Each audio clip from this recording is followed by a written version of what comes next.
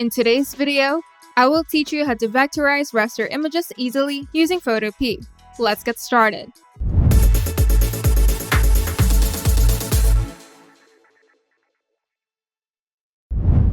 First, open Photopea in your web browser. Now click File, then Open, and select the raster image that you want to vectorize.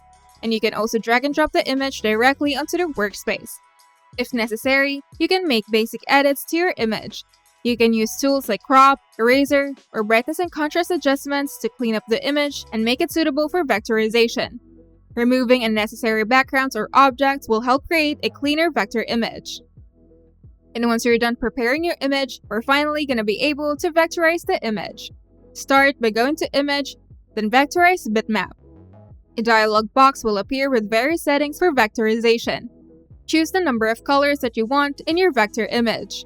A higher number of colors will produce a more detailed vector, while a lower number simplifies the design. You can also toggle the Reduce Noise option to remove tiny details or stray pixels. This helps in creating smoother and cleaner shapes. Now choose Photo for images with more details, or Logo for simpler and high-contrast designs. Now select the Polygon option to convert your image into polygons, and you can also control the roughness to make shapes simpler and more detailed. You will see a preview of the vectorized image. Adjust the settings as needed to get the desired result. You can also decide whether to keep the fill or solid areas, or just stroke or outlines depending on the final look that you want.